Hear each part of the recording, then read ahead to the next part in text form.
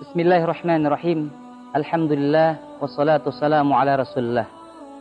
Allahumma anfa'na bima 'allamtana wa 'allimna ma yanfa'una wa zidna ilma.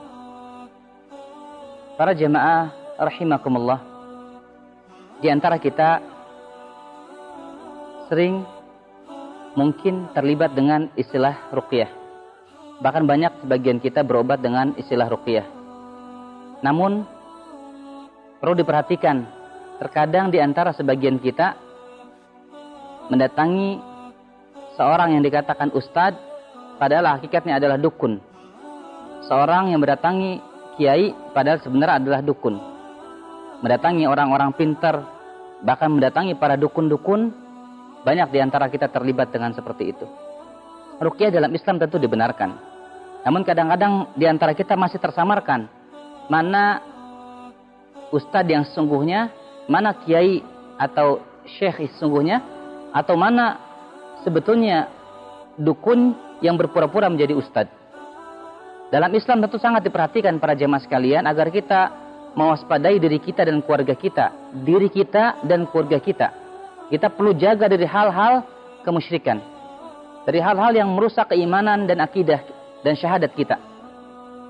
Tentu para jemaah sekalian, ketika di antara kita berobat kepada peramal, berobat kepada dukun, ini sangat diperhatikan sekali dalam Islam.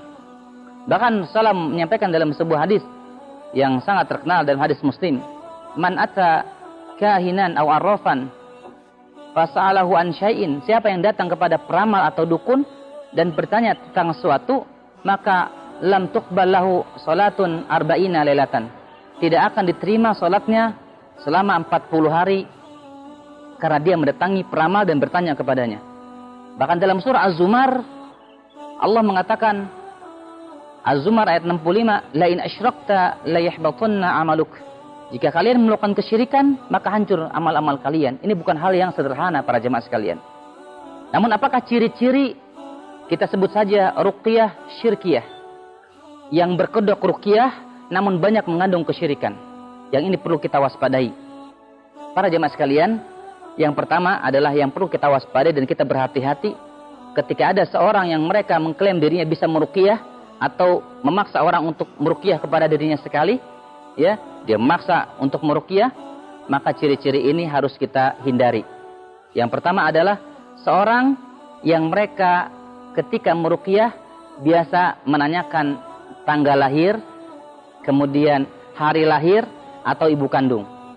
Ini tanda-tanda ruqyah dengan syirik dan perdukunan. Karena kalau ruqyah syar'i, kalaupun bertanya nama hanya sekedar identitas semata, tidak harus dikait-kaitkan dengan hal-hal yang mistis gitu.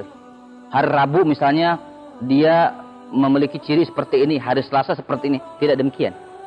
Yang kedua adalah yang perlu kita waspadai, ciri-ciri ruqyah syirik atau perdukunan adalah ketika ada seorang yang dia meruqyah dan perlu atau diwajibkan harus dengan syarat-syarat tertentu. Misalnya membawa foto, misalnya membawa rambut, misalnya memotong kambing atau hewan tertentu yang beberapa warna. Ini harus kita tinggalkan para jemaah sekalian. Yang ketiga adalah ketika ada seorang yang dia peruqyah bisa melihat hal gaib. Seorang peruqyah mengklaim mengakui dirinya bukan nabi, bukan rasul, dan dia mengaku dirinya bisa melihat syaitan. Dia bisa membaca bahwa fulanah kaza wa kaza, begini dan begitu. Ini tentu adalah yang tidak dibenarkan dalam Islam. Karena dalam surah Al-A'raf ayat 27 Allah mengatakan innahu yarakum huwa wa qabiluhu min haitsu la tarawnahum. Bahwa syaitan dan iblis dan pengikutnya mereka bisa melihat kita, tapi kita manusia tidak bisa melihat mereka. Terkait ayat ini surah Al-A'raf ayat 27, Imam Syafi'i bahkan mengomentari bahwa dibatalkan persaksiannya kalau ada orang yang mengklaim bisa melihat jin dalam bentuk aslinya. Para jemaah sekalian Allah, bahkan termasuk bermasalah orang-orang yang dia bisa melihat hantu, bisa melihat jelmaan jin. Ada kemungkinan khodam pada dirinya, atau ada mungkin terlibat dengan ilmu-ilmu kesyirikan sebelumnya. Justru ketika ada orang yang bisa melihat jin, ini adalah suatu permasalahan serius dan perlu diobati para jemaah sekalian. Kecuali memang kita tidak menafikan ada hamba-hamba Allah yang diberikan karamah oleh Allah, bisa melihat misalnya dengan izin Allah. Abu Hurairah misalnya, jin menampakkan diri pada wujud yang lainnya, bisa terlihat dalam hadis Muslim misalnya, Bukhari. Tapi ini bukan untuk kesombongan tentunya. Ini para jemaah sekalian. Yang ketiga, ketika ada seorang yang mengklaim bisa melihat yang gaib, ini perlu kita tinggalkan, ini bukan ruqyah syar'i.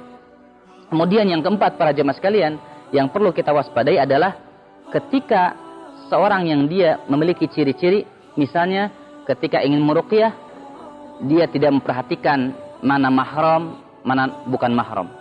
Misalnya seorang akhwat diruqyah dengan pak ustadznya atau ustadz dukunnya begitu ya, wa'idzubillah, tanpa sarung tangan, berduaan, tidak dampingi suaminya, atau dimandikan begitu, apalagi dengan pakai kembang 7 rupa.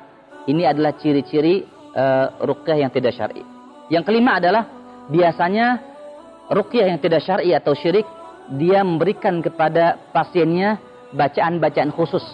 Misalnya wa'idzubillah ya, na'udzubillah, ayat kursi terbalik misalnya, atau ada ayat-ayat yang tidak dituliskan tapi tidak tahu maknanya apa, kemudian dibawa pulang menggunakan sebagai jimat, sebagai penjagaan. Ini perlu diwaspadai para jamaah sekalian. Yang keenam adalah salah satu ruqyah syirik adalah seorang peruqyah yang dia membaca ayat-ayat ruqyah dengan bacaan-bacaan yang tidak diketahui artinya. Misalnya dengan kalimat-kalimat campur antara Arab dengan Sunda, tapi tidak diketahui artinya. Bahkan ketika kita tanya apa artinya pun dia tidak mengetahui artinya. Inilah beberapa ciri-ciri ruqyah syirik yang harus kita tinggalkan para jemaah sekalian. Kenapa? Karena dampaknya bisa merusak akidah kita, keimanan kita. Bahkan 40 hari ya, salat kita tidak diterima oleh Allah Subhanahu wa taala. Mudah-mudahan video ini bisa memberikan pengajaran kepada diri kita, keluarga kita, agar terhindar daripada ruqyah-ruqyah syirik, ruqyah-ruqyah yang bertentangan dengan petunjuk Islam yang benar. Mudah-mudahan bermanfaat. Wallahu a'lam bishawab.